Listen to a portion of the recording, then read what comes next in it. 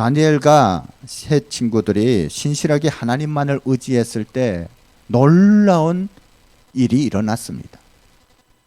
상황이 완전히 역전되게 되었다는 것이죠. 이 불안과 두려움 때문에 이 광기를 부리고 있던 느부갓네살이 이 하나님의 사람 앞에서 잠잠하고 그 하나님의 위대하심을 높이고 또 하나님의 사람에게 절하는 그 상상도 하지 못했던 그런 일이 일어났다는 것에 대해서 우리는 나눴습니다. 우리는 그러한 상황을 통해서 이 상황이 우리에게 아무리 오목하게 다가올지라도 우리가 그러한 상황 가운데서도 신실한 하나님만을 의지할 때, 하나님만을 높일 때 그 하나님께서 오히려 그러한 오목한 상황 가운데서도 우리를 지켜주시고 하나님의 사람들을 높이신다는 것입니다. 여러분, 이 다니엘과 그 세 친구들은 바벨론의 포로로 잡혀온 사람들이에요. 정말 바벨론에서 아무런 힘과 능력을 나타낼 수 없는 위치에 있는 사람들이었어요.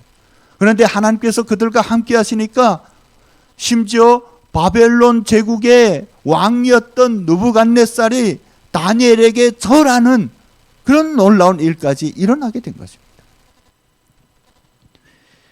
하나님께서는 그 말씀을 통해서 우리 그리스도인들이 세상 앞에 어떤 마음과 자세로 서야 하는지 우리에게 말씀하십니다.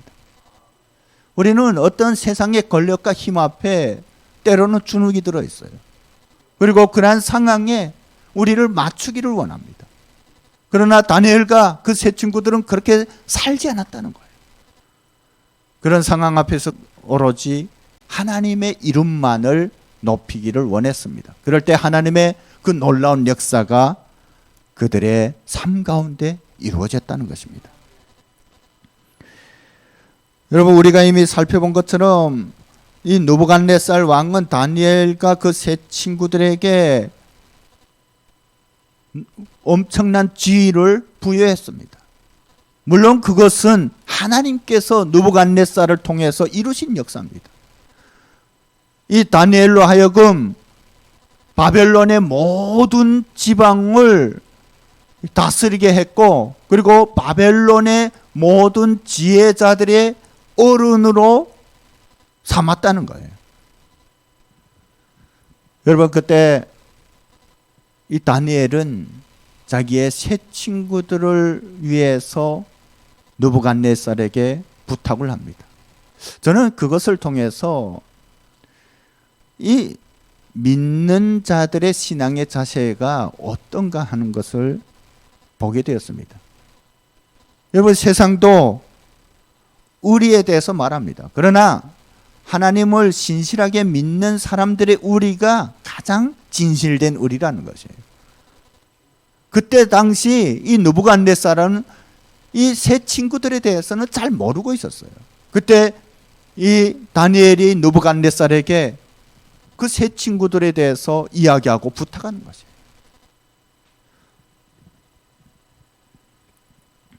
믿음의 사람들은 진정한 의리의 사람이라고 할 수가 있습니다. 하나님의 나라를 이루어가는 데 있어서 서로가 믿어주고 위에서 기도하고 동역자로 끝까지 가는 것입니다. 이 다니엘이 부탁을 받은 느부갓네살은 사드락과 메삭과 아벳느고를 그 바벨론 지방에 우리나라로 말하면 도에 해당하는 그런 지방의 최고의 관리로 임명했습니다. 우리는 이러한 상황들을 보면서 이제는 다니엘과 그 세 친구들에게 불행 끝 행복 시작이라는 그러한 일들이 이루어질 것이라고 상상할 수도 있을 것 같습니다. 왜냐하면 이들이 포로로 바벨론에 끌려와서 수많은 시험과 도전들을 겪었던 것이에요. 그런데 그 엄청난 위기 앞에 하나님께서는 그들이 하나님을 신뢰하고 의지했을 때 지켜주시고 그것을 이기게 하셨습니다. 그래서 마침내 바벨론 제국의 높은 관리에 등극되게 되고 이제는 이들의 앞길에 행복한 일만 남을 것으로 상상하기 쉬운 그런 상황이 이루어졌다는 것입니다. 하지만 오늘 본문을 볼 때 이들의 앞길에 또 다른 시험들이 시작되고 있다는 것을 우리는 짐작할 수가 있습니다. 하나의 큰 위기를 넘겼다고 해서 하나님의 백성들을 향한 세상의 모든 시험과 도전들이 끝나는 것이 아님을 우리는 기억해야 합니다. 믿는 자들이 이 땅에서 살아가는 동안 끊임없는 세상의 시험과 도전들을 만나게 된다는 것입니다. 물론 사람들의 신앙의 결정에 따라서 그것들이 시험과 도전으로 올 수도 있고 아니면 적당히 세상 사람들이 살아가는 것처럼 일상이 될 수도 있습니다. 적당히 타협하면서 살아간다면 어쩌면 그러한 시험들이 편한 일상으로 바뀔 수도 있다는 것입니다. 어차피 세상은 하나님의 뜻을 거스르는 방향으로 흘러가고 있기 때문에 우리는 그리스도인으로서 바른 삶을 살아가기를 원한다면 세상의 시험과 도전들을 받을 수밖에 없다는 것입니다. 시험과 고난은 어쩌면 이 땅에서 살아가는 우리 그리스도인들의 숙명이라고 말할 수가 있습니다. 하나님을 거스르는 세상이 어떻게 우리 믿는 자들을 가만 놔둘 수 있겠습니까? 사탄은 그러한 시험과 도전을 통해서 우리를 하나님의 구원에서 떨어뜨리려고 하고 있습니다. 반면에 하나님께서는 그러한 시험들을 통해서 우리의 믿음을 새롭게 하시고 우리를 통해서 하나님의 신실한 역사를 이 땅 가운데서 이루시기를 원하십니다. 때문에 하나님께서 기뻐하시는 바른 믿음의 삶을 살기를 원한다면 이 땅에서 세상 사람들이 원하고 추구하는 그러한 평안을 누리지 못할 수도 있다는 것입니다. 우리에게 약속된 진정한 안식은 영원한 하나님 나라에 들어가서 우리는 비로소 누리게 될 것입니다.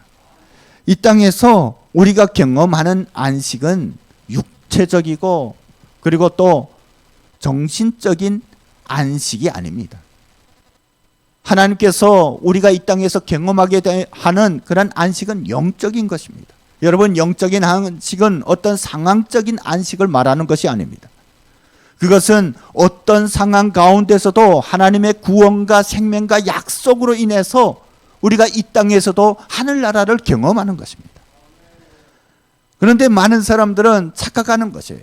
하나님께서 우리를 지켜주시고 우리에게 하늘의 기쁨을 주신다고 해서 우리의 욕심이 아니라고 어떤 우리의 삶 가운데 세상의 시험과 도전도 없을 것이라고 착각하는 거예요. 하지만 믿음의 사람들이 이 땅에서 누리는 안식은 상황을 초월하는 안식입니다. 우리를 무너뜨리려는 세상의 시험과 도전 앞에서도 하나님께서 주신 그 생명과 약속 때문에 누리는 안식이라는 것입니다. 만일 우리의 삶 가운데 세상의 시험과 도전이 느껴지지 않는다면 우리는 우리의 믿음을, 우리의 신앙을 다시 점검해 볼 필요가 있습니다. 여러분, 마찬가지로 세상은 다니엘과 그 세 친구들을 평안하게 살라고 가만두지 않았음을 우리는 오늘 말씀을 통해서 볼 수가 있습니다. 높은 지위에서 편안하게 하나님을 믿으며 살라고 내버려 두지 않았다는 것입니다.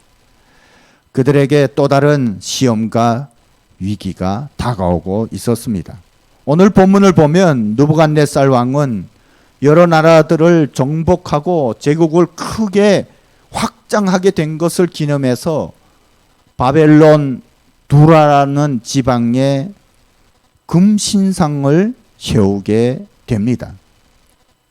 그런데 오늘 이 말씀에 보니까 그 신상의 높이가 60규빗이래요.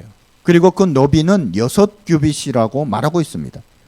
여러분, 1규빗이 우리가 드는 센치로 환산하면 한 45.5 정도 되는 길이에요.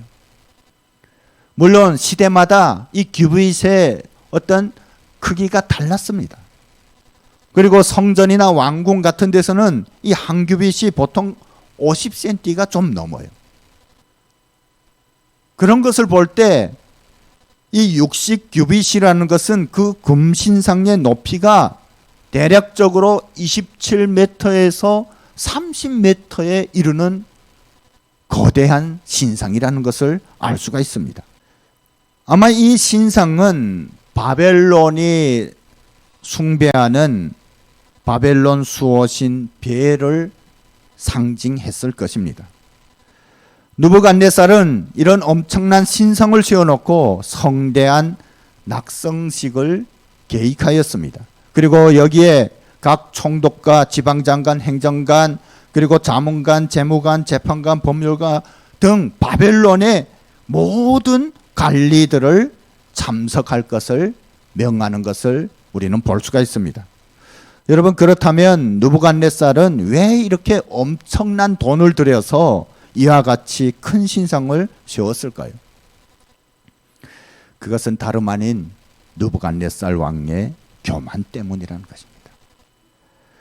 이 정복전쟁으로 제국이 확장되자 자신만만해진 이 느부갓네살은 자신의 이름과 업적을 드러내고, 그리고 또 정복지를 비롯한 전체 제국을 자기 손아귀에 넣고 통치하기 위해서 그것을 이룰 구심점이 필요했던 것입니다.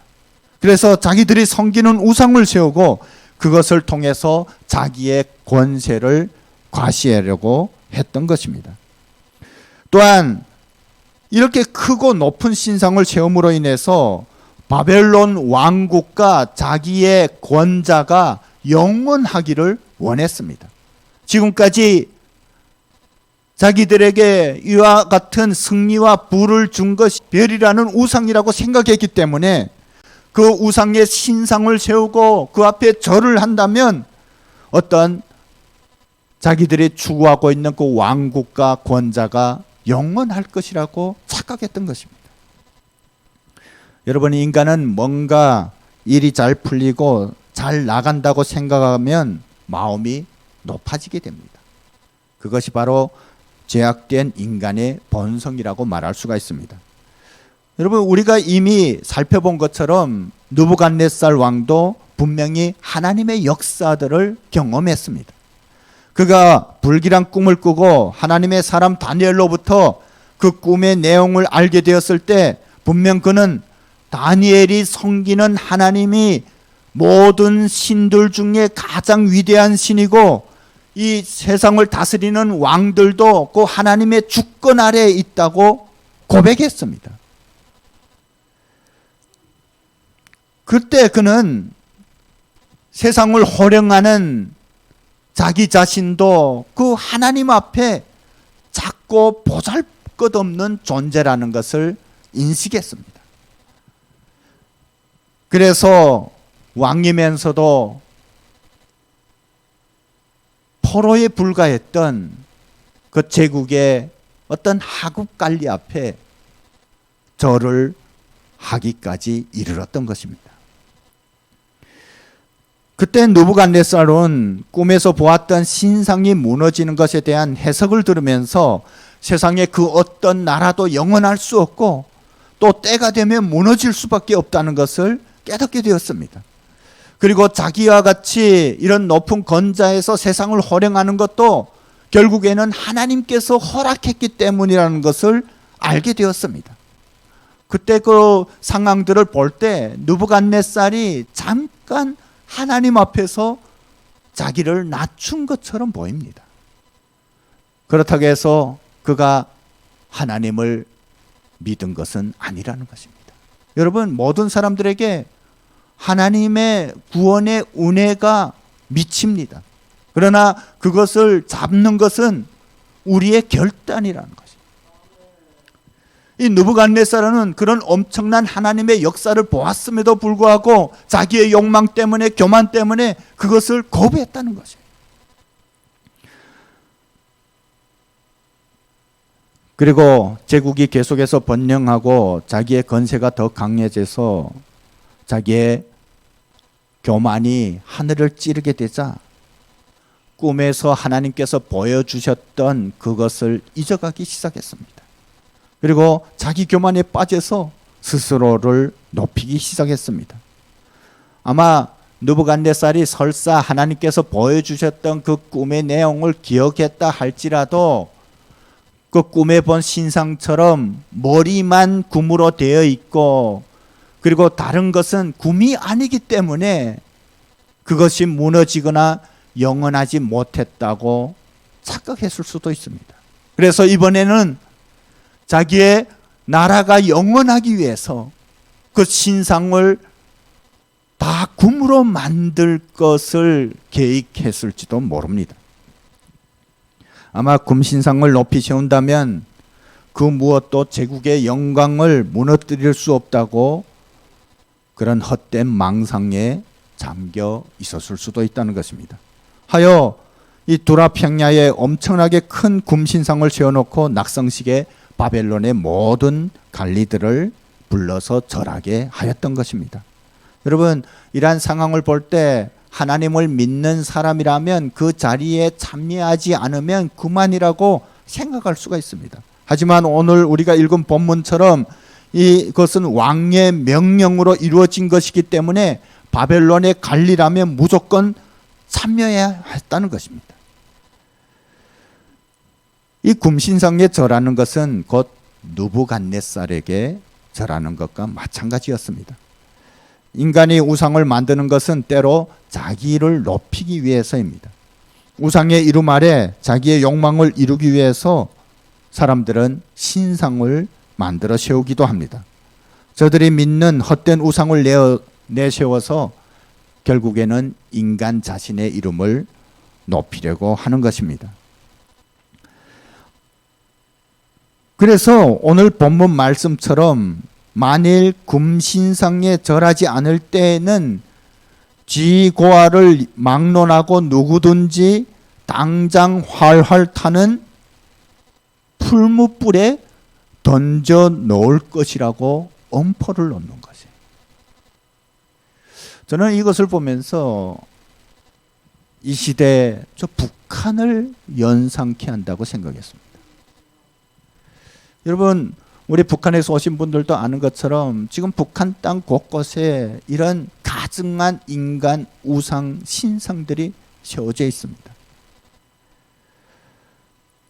지금 가장 큰 김부자 신상이 어디에 세워져 있는지 북한에서 오신 분들은 물론 북한을 위해서 기도하는 분들도 다 알고 있죠. 바로 평양 만수대 언덕이라는 곳에 세워져 있어요.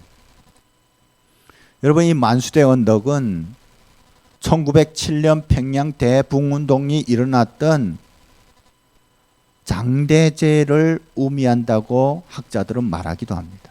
말하자면 하나님의 가장 큰 역사가 일어났던 곳이라는 것이에요. 그 자리에 지금 하나님께서 가장 가증스럽게 여기시는 인간 신상이 세워졌다는 것이에요. 여러분, 이것은 무엇을 말합니까? 이것은 하나님을 대적하는 사탄의 역사라는 것입니다.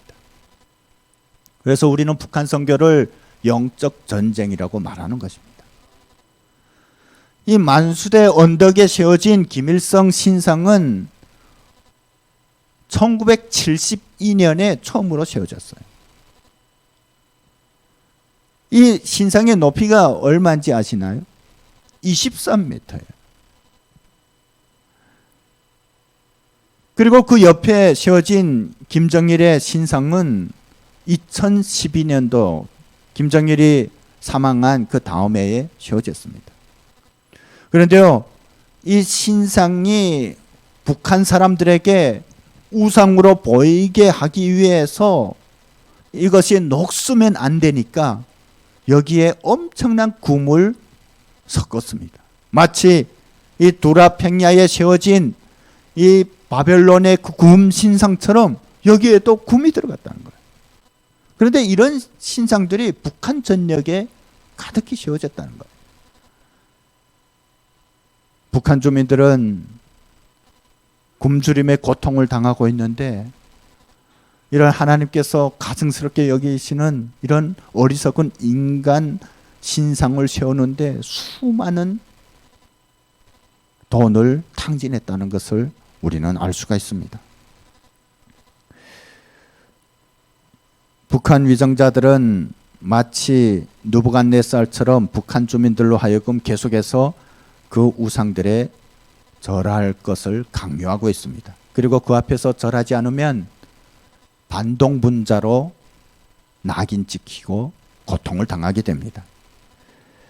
이러한 우상의 형상들을 통해서 사람들은 세상의 권세에 대한 위압감을 받게 되는 것입니다. 오늘 말씀 본문을 보면 느부갓네살이 각종 악기들을 모아놓고 그 악기들이 울릴 때 모든 사람들로 하여금 그 금신상에 절을 하게 합니다. 여러분, 그것이 뭘 의미합니까? 이 세상으로 하여금 그 헛된 우상 앞에 위압감이 들게 하기 위해서라는 것입니다.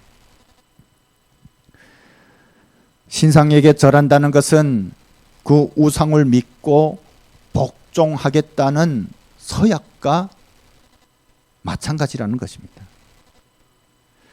그것은 이제는 내가 믿었던 신이나 가치관 등 모든 것을 다 내려놓고 그 금신상을 따른다는 것을 시인하는 것이 됩니다.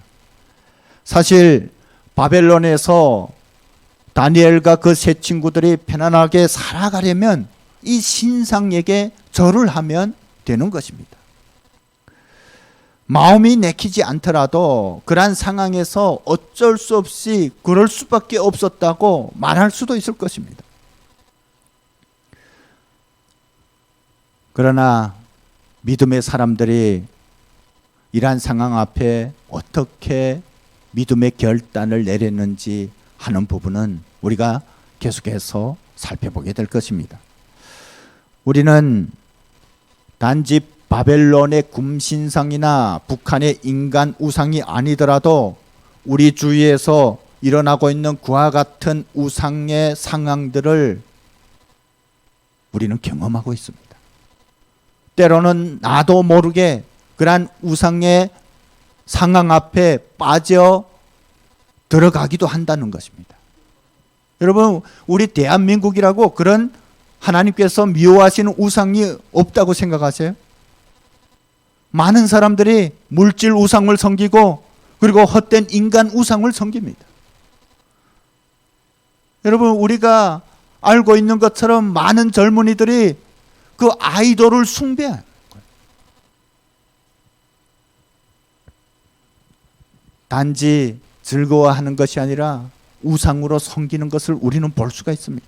그래서 심지어 어떤 사람들은 그 자기가 좋아하는 그 아이돌 그룹 앞에 막 기절하는 거예요. 얼마나 우상했으면. 여러분, 이러한 하나님께서 미워하시는 우상의 그 모든 사악한 행위들은 심지어 교회 안에서도 일어나고 있다는 것이에요. 제가 한국에 와서 놀라게 된 한 가지는 어떤 사람들이 하나님보다도 사람을 더 높이는 것을 보았을 때였습니다. 여러분, 목회자도 또는 하나님의 사명자도 하나님께서 세우신 사람, 하나님의 종에 불과합니다.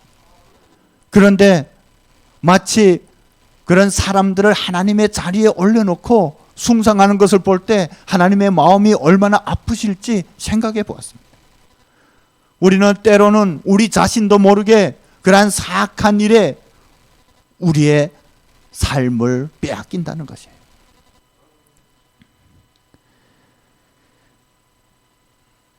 우리는 성경을 통해서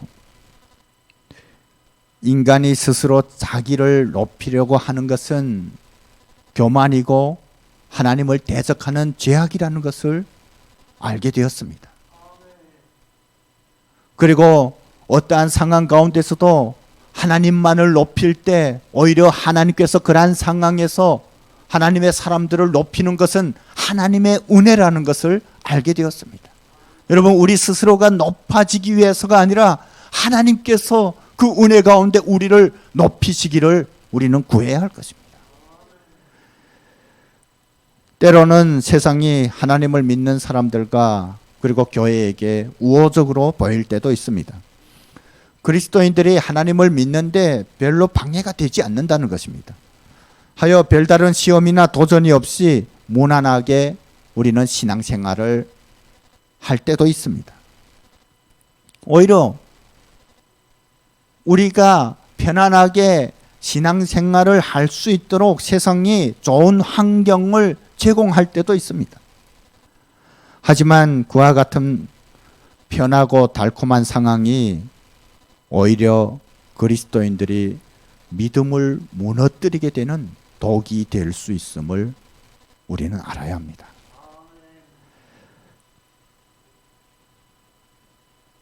우리에게 우호적으로 보이던 세상이 때론 우리의 믿음이 불편하게 생각할 수 있는 그러한 것들을 하려고 하거나 우리에게 요구할 때 우리는 선택과 결단에 대한 혼란을 겪는다는 것입니다. 왜 그렇습니까? 지금까지 세상이 우리에 대해서 우호적이었는데, 우리를 잘 대해줬는데, 만일 우리의 믿음을 불편하게 하는 그러한 자그마한 것 때문에 세상과 갈등하고 싶지 않은 거예요. 세상과 척지고 싶지 않은 거예요. 왜냐하면 앞으로도 우리가 편안하게 신앙생활을 하려면 세상에 믿게 보이면 안 되는 것이에요. 여러분, 그것 때문에 때로는 그리스도인들과 교회들이 어떤 선택의 갈등을 겪는 거예요. 여러분, 지금 우리나라 상황이 바로 그렇습니다. 지금 우리나라는 신앙의 자유라는 이름 밑에 지금까지 우리가 편안하게 신앙생활을 해왔어요. 그런데 여러분, 지금의 상황은 어떻습니까? 하나님께서 싫어하시는 그러한 일들이 오히려 공공연하게 법으로 제정되고 있는 거예요. 세상은 그것을 따르라고 우리에게 강요하고 있습니다. 그런데 그것 때문에 우리가 세상과 갈등을 지면 세상으로부터 손가락질을 당하고 또한 우리가 믿음을 지키는데 어려움을 당하게 될까 봐 그것에 대해서 머뭇거리고 있는 거예요.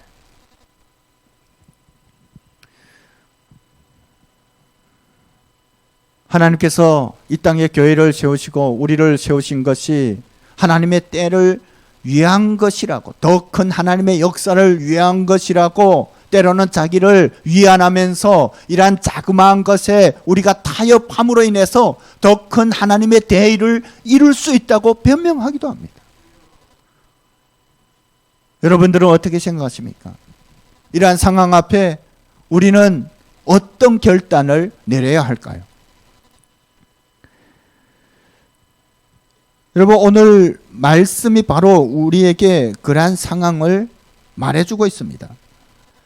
우리가 이미 살펴본 그러한 상황들을 볼 때 이 다니엘과 그 세 친구들이 처한 상황이 우리가 이 시대에 겪는 상황과 별반 다르지 않는다는 거예요. 물론 우리는 다니엘과 그 세 친구들을 하나님께서 높이셨다는 것을 알고 있어요. 그러나 형상적으로 볼 때는 하나님께서는 느부갓네살 왕을 통해서 그 일을 이루셨다는 거예요. 그래서 한편으로는 느부갓네살에 대한 어떤 고마운 마음이 있을 수가 있습니다. 인간적으로 느부갓네살과 나쁜 관계가 아니라는 것이죠. 그런 상황을 여러분 우리라면 깨뜨리고 싶겠습니까?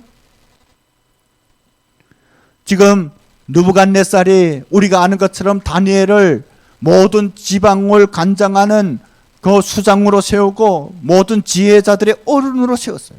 또한 느부갓네살이 이 다니엘의 세 친구들을 그 지방의 장관들로 세운 거예요. 여러분, 이 포로 출신들을 그렇게 등용한다는 것은 쉬운 일이 아니에요. 그만큼 이들을 신뢰하고 또 믿어줬다는 것이죠. 여러분, 그런 느부갓네살을 배신한다는 것은 쉬운 일이 아닌 것이죠. 지금 다니엘과 그 세 친구들은 이런 결단에 기로에 서게 되었다는 것입니다. 여러분, 우리 믿는 이들이 이러한 상황에서 어떤 자세를 가져야 할까요?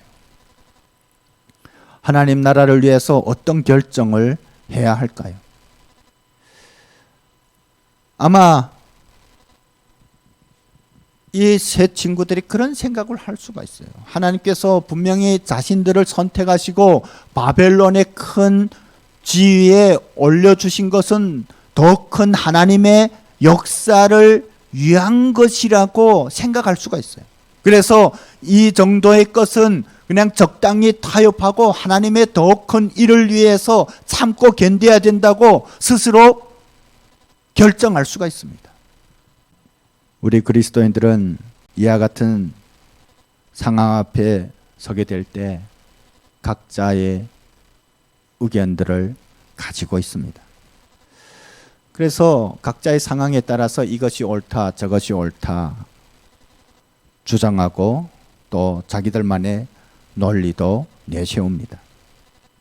하지만 우리가 알아야 할 것은 이러한 상황 앞에 우리의 생각이나 우리의 경험이 절대화될 수가 없다는 것입니다. 아무리 논리적이고 합리적으로 보이는 것이라고 할지라도 하나님의 뜻과 다를 수 있다는 것을 우리는 알아야 합니다. 여러분, 우리는 이러한 상황 앞에 어디서 해답을 얻어야 할까요? 그것은 다름 아닌 하나님의 말씀입니다. 하나님께서 우리에게 주신 그 성경의 진리입니다.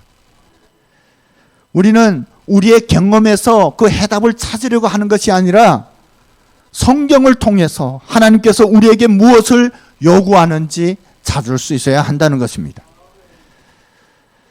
여러분, 신앙이란 세상의 도전들을 이겨가는 과정이라고 말할 수 있습니다. 만일 믿는 이들의 삶이 아니라고 평안하게 느껴진다면 그것은 우리의 믿음이 이미 식어져 있다는 것을 증명하는 사인이라고 할 수가 있습니다. 여러분, 우리가 하나님의 백성들의 믿음을 떨어뜨리려는 이 세상과 타협한다면 우리가 편하게 이 땅에서 살 수도 있을 것입니다. 하지만 성경은 우리에게 그것이 하나님께서 기뻐하시는 삶이 아니라고 말씀하고 있습니다. 하나님께서 우리에게 요구하시는 결정이 아니라고 말씀하고 있습니다. 이러한 상황 앞에 다니엘과 그 세 친구들은 어떤 결단을 내렸을까요? 우리는 다음 시간에 믿음의 사람들의 결단들에 대해서 살펴보게 될 것입니다. 하지만 먼저 우리 스스로도 하나님의 말씀 앞에 우리의 삶을 세우고 우리를 향한 세상의 무수한 도전 앞에 어떤 결단들을 내려야 할지 주님 앞에 구하고 기도하는 우리 모두가 되었으면 좋겠습니다.